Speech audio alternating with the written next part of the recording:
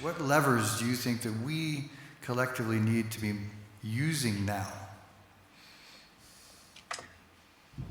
I think a few things have changed in the last 5 years, particularly the last 2 or 3 years. One,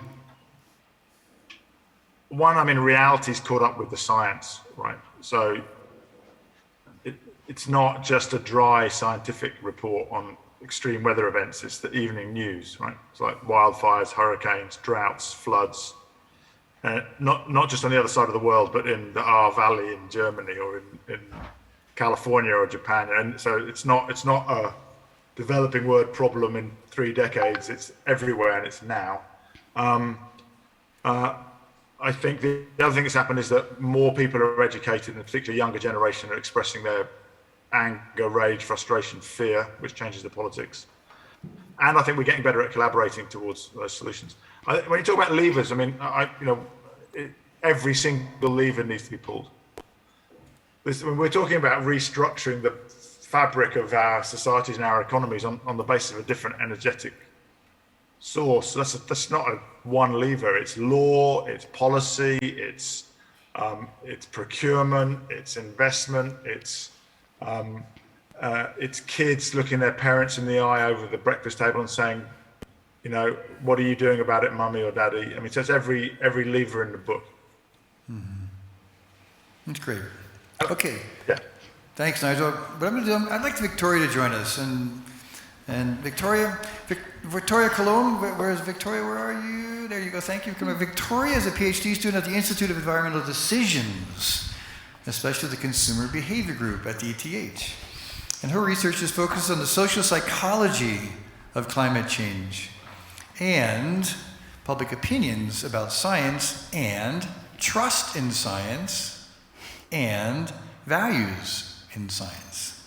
And so what we're talking about here with these two gentlemen, how does that marry with what your research is telling you about how the public actually perceives these issues, which Nigel and Patrick are so passionate about?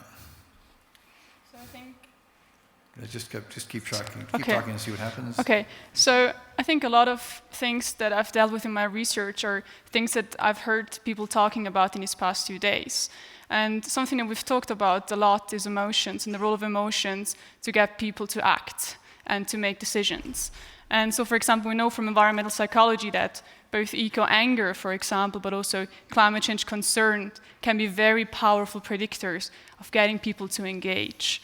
And another factor that we've also talked about in very different groups today and yesterday was this feeling of self-efficacy. And Tim mentioned something before, saying everyone can be a leader. So I think what is most important to get people to act and to kind of reach the goals that we've set ourselves as a society is really to perceive climate change as a threat, but to also perceive that we both as individuals, but also as collectives, can make a difference and can make a change. Very cool. Just from being able to see, can you guys see everyone there? No. Okay, so should I move? Can you move over to the infamous Ian's chair? Thank you. It's more comfortable too, so. Yeah, these aren't, here you go. Thank you. So, when we're thinking about...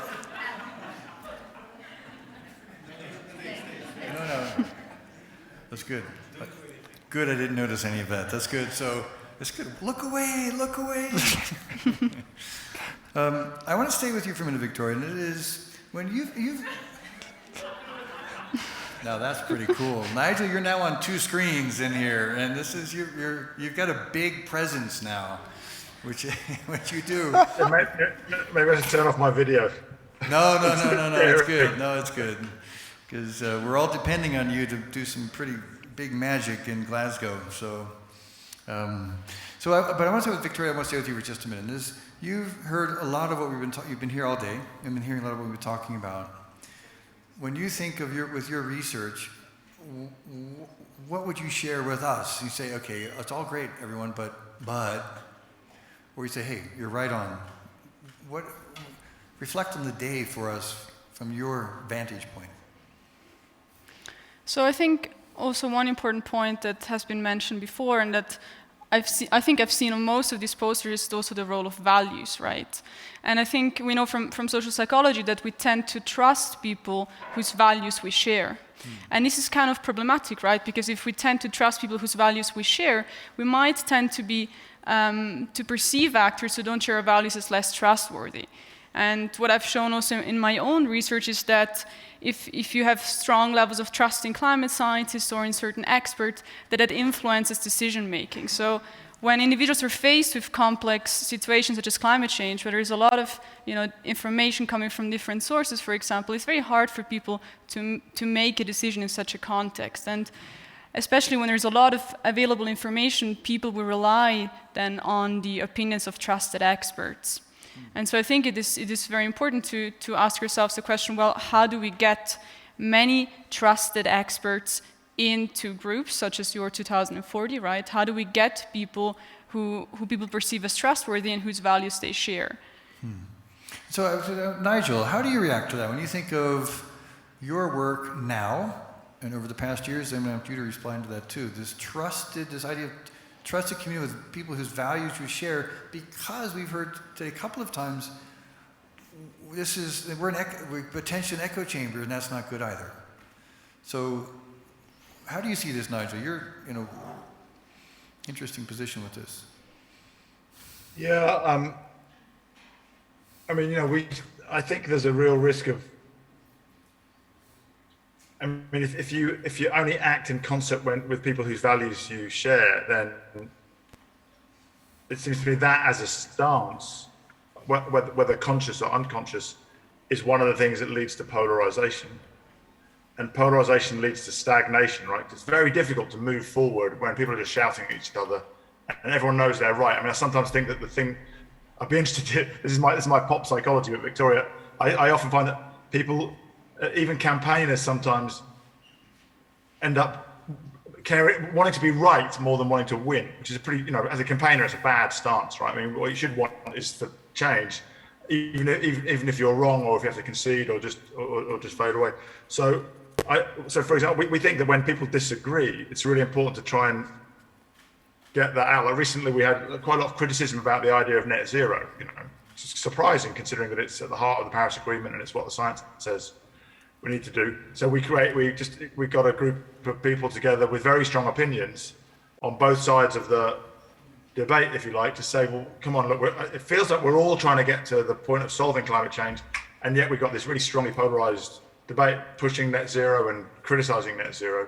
So I think going a level below values to the logic and try and find where we've got common ground seems to me to be quite important. So can you respond to that before we come to Patrick? Yeah, I mean, just talking about common grounds, I think there is a lot of values that people share, people from the whole political spectrum, right? When it comes to preserving life on Earth, when it comes to preserving culture, heritage, and environment, I think these are values that are really part in many political programs from the left to the right side. So I think there are definitely values that are shared by the large majority of people, and I think it's important to, while one might disagree on how we get to our certain goal, on how we get to reach the climate goals, I think it's important to keep in mind that majority of humanity shares values. And so with the shared values, because I'm very curious about this, because this is something we just did a little exercise where I think many values came out. This is my pop psychology. I'll go with Nigel there. And I'm trying to think about that sharing and our desire to create a trusted community, and how. And I come back to Nigel, which is, I said, wanting to be right more than wanting to win. Right. This is to me interesting there, and how we move forward and think about the next steps we should be taking. What do you think about? Well, I think that, from the Global Commons Alliance, much of what we do and the solution I can talk about maybe later, but is based on Elinor Ostrom's work, an incredible female economist, and her life's work was about looking at 5,000 projects on the ground successfully managing the commons. And I think the bottom line of everything we know from her is it comes down to trust.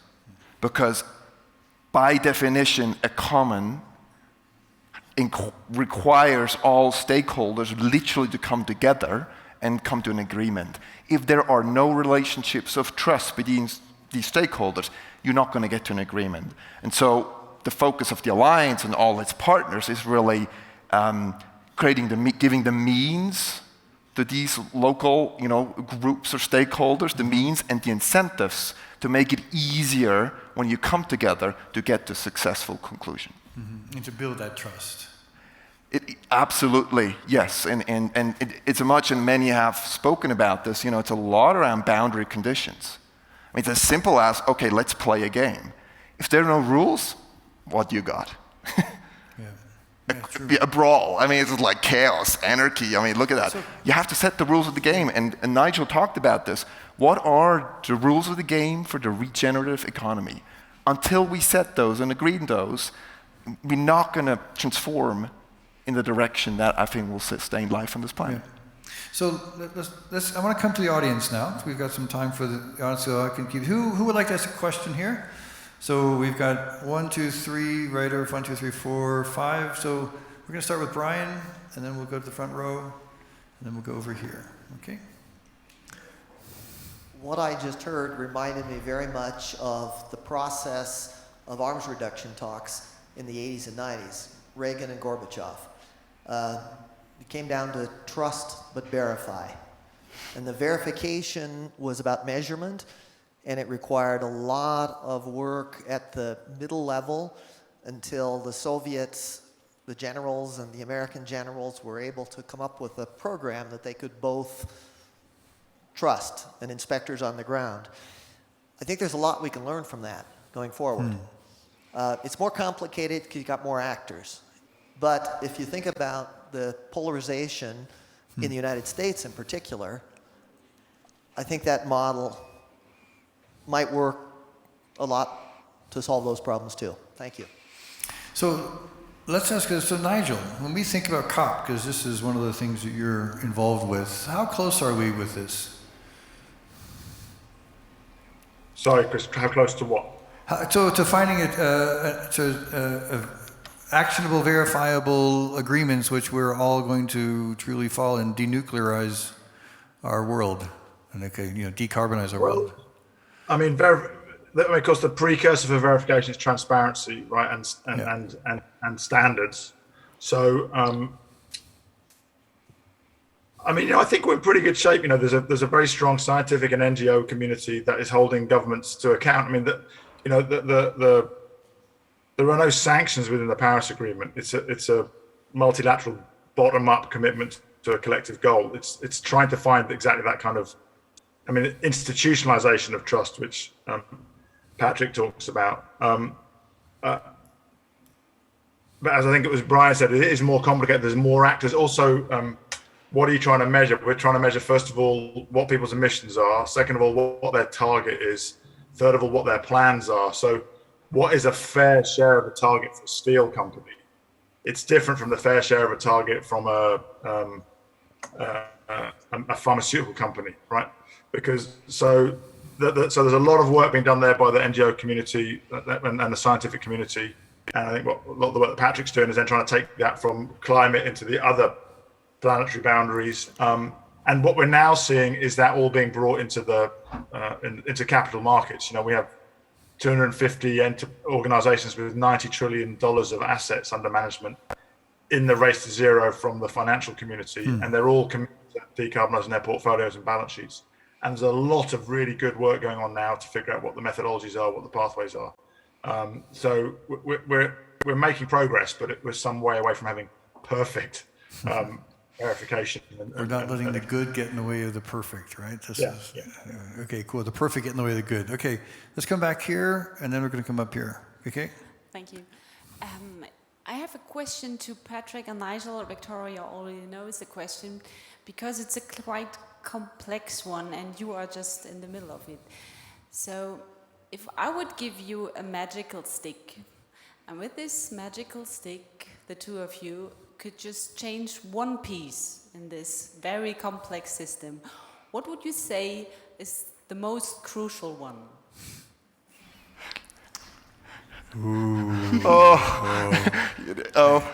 Shall I go first? No. It's almost like she probably knows my world, because that's the impossible question. The whole Global Commons Alliance was based or built on a very different assumption that we need to look at the whole and try to fix the whole, and therefore ramp up all the triggers and pull all the triggers we need to succeed.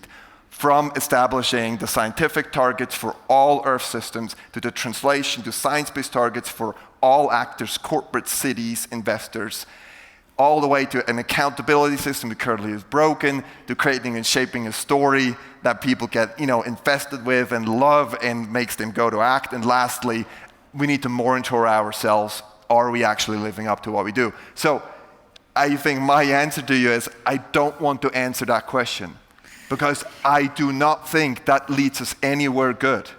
I think it's the opposite. We need to embrace the complexity. We're trying to solve for the whole planet now, within 10 years, half CO2, get nature positive, and I don't think there's no way this question leads us any way further. I'd rather hope this community here can embrace the multitude of answers and just stay connected enough and work together in relationships of trust to sync it up, so at the end we are here in 2040 and have a massive party, and hopefully it's in the winter so we can get on the slopes.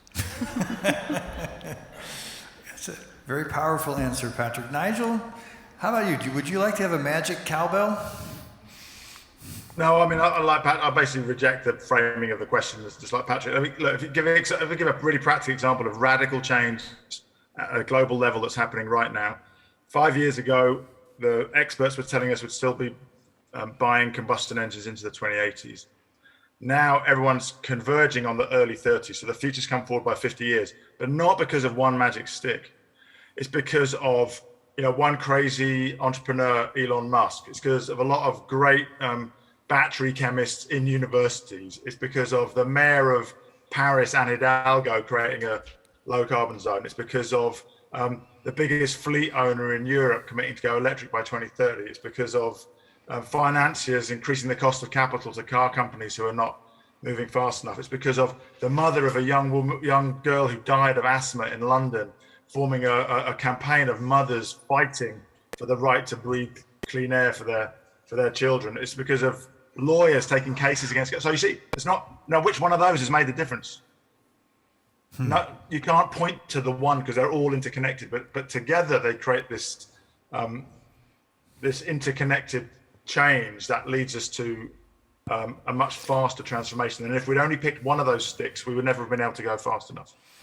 Okay, so you both have thrown away the magic lamp. I'm going to turn to Victoria. You were not targeted with this question, but I'm going to target you with this one, same one. With your research, what would you suggest could be, if you had a magic lamp, when it comes to consumer choices, and what would be would you have one or two or three? We'll give you three choices. How about that? 3 wishes. What would they be? It's a good question, and actually we've talked about the magic wand before, so I've had some time to think about it. I think in general it's one wish I would have is that everyone had access to the necessary information to actually make informed decisions. Now we know that there's a lot of information out there, and we've heard it also in these days that there's never been so much information out there, but yet still there is, I would say that there's still strong differences in people's knowledge also regarding their own behavior. So we just conducted a study in Switzerland, for example, where we asked people, wanted to see whether people can actually correctly judge the mitigation potential of different behaviors. And we saw that even in countries like Switzerland with a high level of education and a lot of access to information, some behaviors were strongly underestimated, such as switching to more sustainable plant-based diet, right? So my first wish would be for everyone to have the necessary information on the consequences of their own behavior. And also, we've talked a lot about empowerment, and if there was a way, then I think it would be, if I had this magic wand, then it would be great for everyone to feel empowered, for everyone to feel that regardless of their situation and their upbringing and their socioeconomic status, whatever, that they have the chance to contribute to this movement and to the many movements that are already out there. And today, in one of the Genius Loci workshop or event, I watched this documentary about climate heroes, right? And I think we need such inspiring stories that everyone can be a hero, everyone can contribute to this. That's great. Thank you for that. And just for everyone, the Climate Heroes movies will be played constantly tonight up in the galaxy, so you can also check those out. Another question, and then over here. If you allow me to go a bit back to something that was mentioned before here in the back, I mean, we live in a polarized world, right? I mean, most of our funders, donors, clients, audiences from the north. And then we have the global south, right? And I believe Norway is going to find its way for like a post-oil, post-gas reality. Switzerland is going to vote for a next CO2 law, etc. But if you talk about international aid, we still think in donors and the beneficiaries, and this is what worries me. And to be very critical to all of us here, we are the ones who co-create the migration waves in Afghanistan. I don't see much of this trust as Gorbachev is gone, but it is the Western companies, it's Siemens competing with Chinese companies for infrastructural projects, for example, in Africa and Eastern Europe. And now we heard that there is the Global Climate Fund, what was mentioned in the first session, is way smaller than Australian Pension Fund, but now, if I understand Nigel correctly, there's way more funding coming to implement climate change. But what is with changing paradigms, so going into cooperation rather than donor and beneficiary, and what about real multilateral trust, how we can really achieve it? Who wants to have a slap at that one? Go ahead, Nigel. Yeah, I think it's a really important question. I agree. I think the framing of donors and beneficiaries, I mean, immediately it's a colonial framing, right? It's them and us. It's we with the power, them without the power. Actually, when you go to the countries that are, defined as emerging or developing economy, of course, I know that's a big spread, but just some examples from some of the places I have been able to visit, despite being locked down most of the last year and a half. There's a sense that I have of an emerging, what I'm calling moral authority 2.0. So in climate change, there's this very clear injustice that those who've done the least to cause it are the ones most impacted, and that's true within countries, like communities within countries, but it's also between countries. So I was in the visiting 3 Caribbean countries recently, and it's the small islanders who got 1.5 in the Paris Agreement. They were chanting 1.5 to stay alive. It's a very strong moral authority. You caused it, we didn't. We're suffering from it. You've got to help us. The problem is that can collapse into this sort of polarized language of all it needs is more money from the north to the south and the problem will be solved, which of course is not true. And it's also very disempowering, to Victoria's point. I mean, like, what all I can do to help myself is to get more money from you is actually it's a completely disempowering narrative.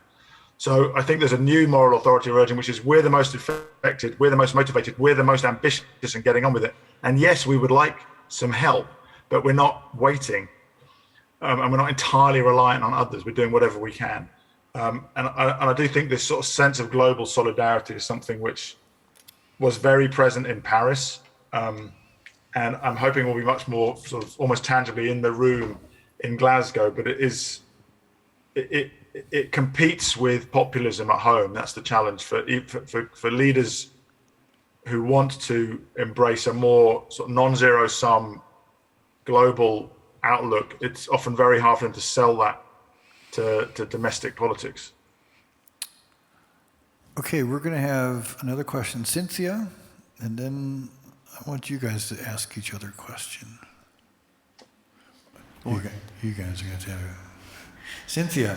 So if we're talking about systems change, and you've got multiple systems that interact with one another, who's looking at taking the learnings that we've had from things like resource scarcity and applying them to things like talent scarcity?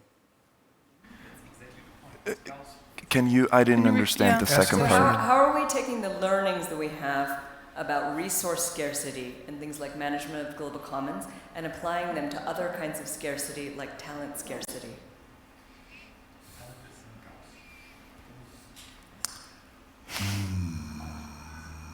I think Patrick's focused on the commons right now. So Cynthia, what are you doing about this? Because I know this is what you're doing. This is kind of an unfair question. No, it's okay. Okay. It's okay. I don't know. Good to see you, Cynthia. It's been a long time. Are you hinting at moving from resource scarcity to abundance? And that is certainly something that I think that even when you look at Elinor Ostrom, the conditions she's talking about, set clear boundaries, make transparent how you come to decision, monitor how you're doing, consequences if you don't hold up to it, all the way to trust could lead to that. But I see there's someone very eager in the first row because that's probably something you thought about a lot. Wait, let's get it, because I happen to be in the same group as Cynthia today, and we were discussing one thing. At the end of the day, Nigel is now bringing a lot of money, but the question is, where is he throwing this money at? Raised to zero, I agree.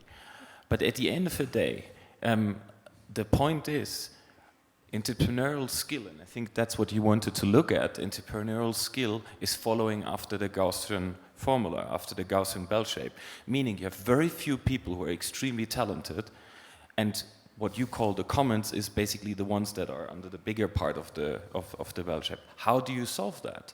So that means that all of this money needs to be, thrown at or invested into very few people in order to solve the problems of that world, right?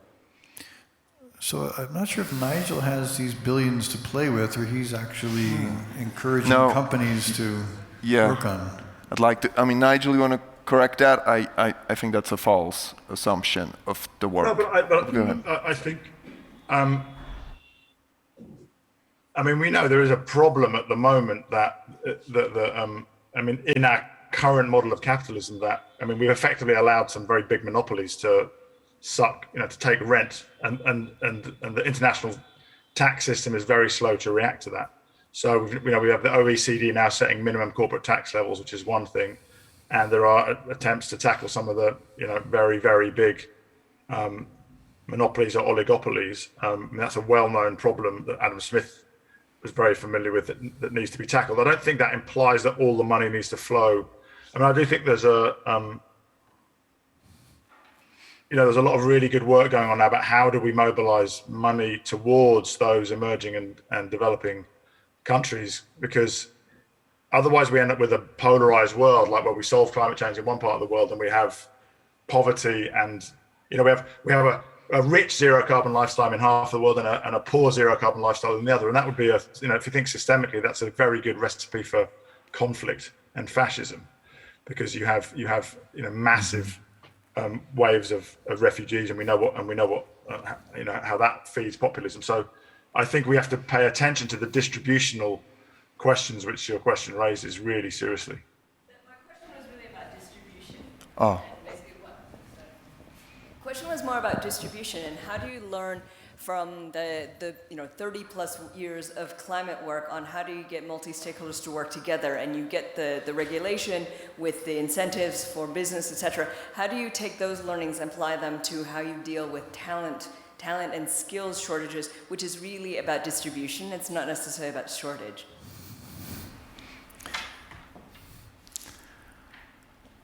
You can say I don't know. No, I can't. Sorry, this has to wait for the nightcap, and then hopefully we can have a chat about talent. I just want to quickly say something about. And then I'm going to come back. Yeah, and then I'm not dodging you. I just can't think of it. But I want to say, we're not throwing money at the challenge. What we're trying to do is literally recreate the norms. What is okay and what's not okay for all critical economic systems. What I mean by that is, if you got a global company that has a value chain that reaches, 30 countries, if they know what we expect from them, and we're good on climate, right now, every company should set a science-based target for climate and validate it. We're getting close within 12 months to have a first version of science-based targets for nature. Climate and nature makes the commons.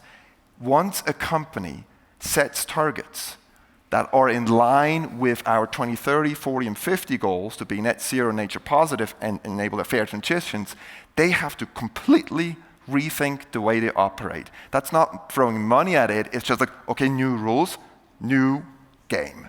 And there's many people I'm so delighted I have spoken to, okay, once they said that, you know what? It's a bonanza for strategy consultants. You got to rethink the strategy. It's a bonanza for innovators and entrepreneurs to find out new business models and think projects to meet these targets. You go down and you unleash the ingenuity and entrepreneurship of the human species in a way that is unbelievable. But it can only happen once you understand what are these boundaries. What is my sandbox? Where is inside the ball court, where is outside? And that, I think, we're very close. Nigel is doing a phenomenal job. I mean, he's getting the biggest companies in the race to zero to commit to science targets and climate and validate, and he's doing the same with cities, and he's rallying the financial sector community to go for it. It's becoming a norm. And I'm telling you, we're not far away. That's my hope, Nigel. That's your task for Glasgow. So please get Boris in line.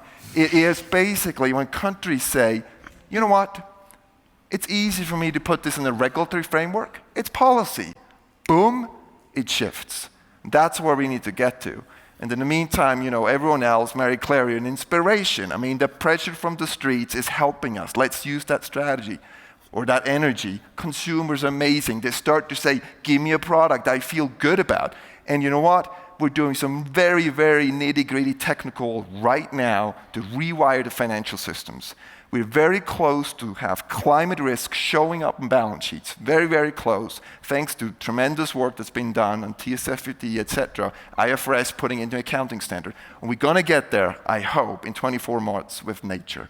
Once that has happened, all these things, I hope to interlock. And I'm just finished there and I shut up. I would love, Reto, as a commitment of this community to say, LOX 2030, you are the first mountain resort in the world that is net zero, zero carbon, let's do net zero, zero carbon, nature positive, and everyone in this valley felt, Reto, that was a fair transition to that new normal. And I think we all should help him. Mm-hmm. I like that. There you go. There we go. I like that.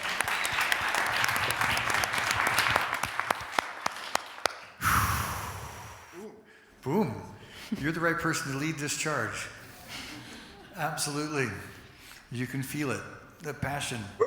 In that Chris, direction. can I come back to Cynthia's question about what learning for other areas? I think, because